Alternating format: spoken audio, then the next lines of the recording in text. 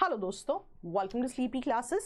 सवाल कहता है what are the environmental implications of reclamation of water bodies into urban land use. यदि कहीं पे कोई लेक्स हैं, कोई वेटलैंड्स हैं, उन्हें हम अर्बनाइजेशन करने के लिए, है ना, इनटू इंफ्रा बदल दें। फॉर एग्जाम्पल, जहां पर पहले लेक्स थे वहां पे लैंड है, इंफ्रा है। और ये क्यों बदलाव हुआ? क्योंकि अर्बनाइजेशन को एकोमोडेट करने की कोशिश की जा रही थी। इसके लिए शब्द होते हैं इस्तेमाल reclamation of water bodies into urban land use.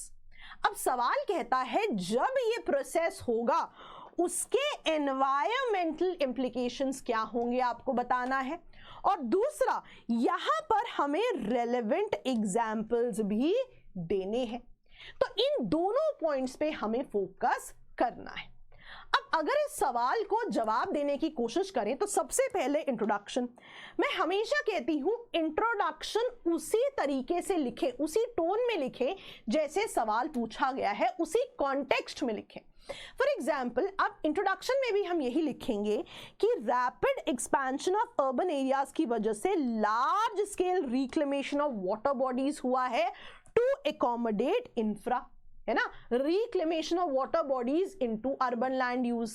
अब वाइल ये इमीडिएट डेवलपमेंट गोल्स के लिए इंपॉर्टेंट है, लेकिन long term adverse environmental implications हो सकते। तो एक सिमिलर कॉन्टेक्स्ट में हमने इंट्रो दे दिया। फिर हमने बात की एनवायरमेंटल इंप्लीकेशंस की। फॉर एग्जांपल, सबसे पहला है डिसरप्शन ऑफ इकोसिस्टम्स। जो भी वाटर बॉडी होगी, for example reclaiming of water bodies for urban development, इससे क्या होगा? वहां पर जो इकोसिस्टम है, ऑफ कोर्स वहां पे डिसरप्शन आ सकता है। नेक्स्ट अगर हम पॉइंट देखें वो है in terms of urban flooding. इसको ना बेंगलुरु के एग्जांपल से समझते हैं। पहले ना वहां पे वाटर बॉडीज होती थी, रादर इसको आप समझिए इंटरकनेक्टेड लेक्स हुआ करती थी। अब जैसे जैसे अर्बनाइजेशन हुआ, अब वो लेक्स एग्जिस्ट नहीं कर रही, इंटरकनेक्टेड सिस्टम ऑफ लेक्स। तो जब ये लेक्स हुआ करती थी तो रेन वाटर भी आ रहा है, तो the entire ecosystem would absorb the rain water.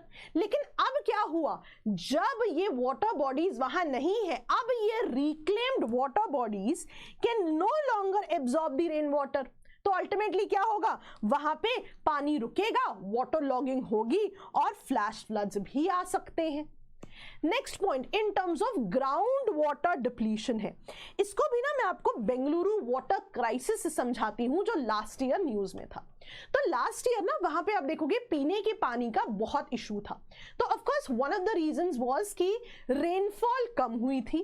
लेकिन यहां पे जो इससे रेलेवेंट पॉइंट है वो ये है कि बेंगलुरु में पानी के लिए बोरवेल पे बहुत ज्यादा डिपेंडेंसी देखी गई थी।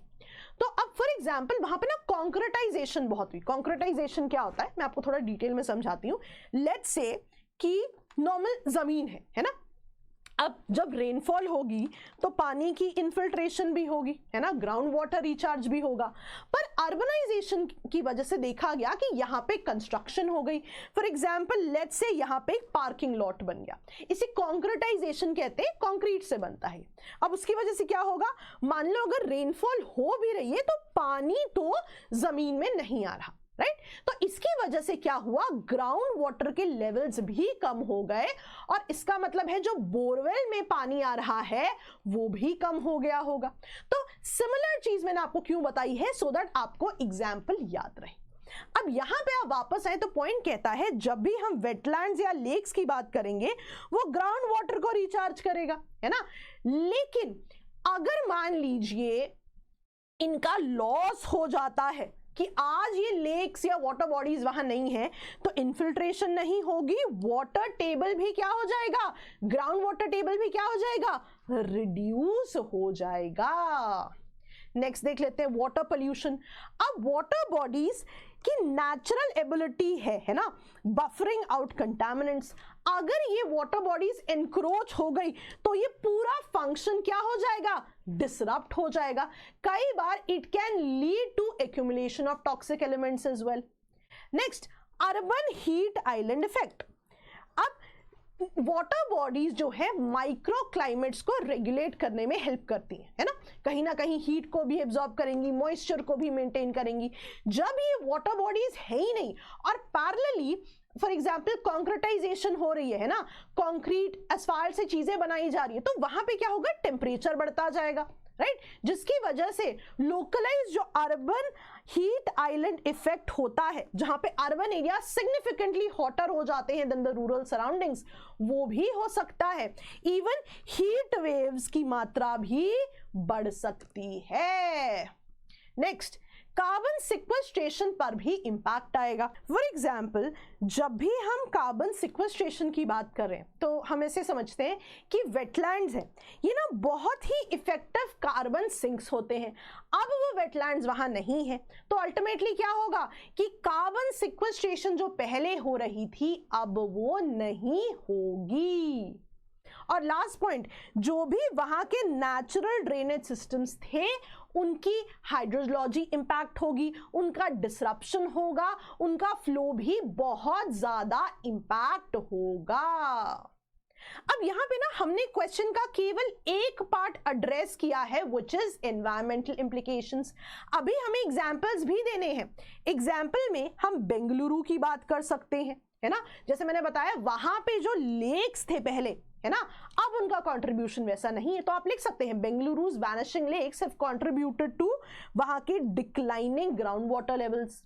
इवन हम दिल्ली में यमुना फ्लड प्लेन्स की बात कर सकते हैं, बहुत ही ज्यादा इंक्रोचमेंट है, यानी वहां की जो इकोलॉजी है और वहां का ग्राउंड वाटर रिचार्ज है उस पर भी इंपैक्ट होगा। हम गुवाहाटी के रिकरिंग फ्लैश फ्लड्स की भी बात कर सकते हैं कि इसका एक रीजन है क्योंकि वहां का जो नेचुरल ड्रेन्स या वेटलैंड्स हैं वहां पर भी इंक्रोचमेंट देखी गई है। अब इंक्रोचमेंट होगी तो वहां पे जो capacity to absorb rain water है वो भी इंपैक्ट जरूर होगी। तो आप कम से कम 2 से 3 एग्जाम्पल्स यहां पर कोट जरूर करें। अब जब आप इसका कंक्लूजन लिखेंगे तो आप लिखिए कि जब भी reclamation of water bodies for urban use होगा, इकोलॉजिकल इंपैक्ट या इकोलॉजिकल लॉस होना तो लाजमी है, इसीलिए protecting them is essential for climate resilience and sustainable urban growth. तो इन चीजों का आपने जरूर ध्यान रखना है।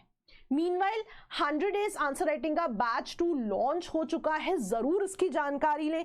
इसका सबसे बढ़िया फीचर है 1:1 मेंटरशिप। आप आंसर लिखेंगे, आप इवैल्यूएट कराएंगे और फिर आप जो है 1:1 मेंटरशिप ले सकते हैं कि आप किन चीजों पे और ज्यादा इंप्रूव कर सकते हैं, कौन सी चीजें आपकी बहुत बढ़िया है और उनको और अच्छा कैसे कर सकते हैं।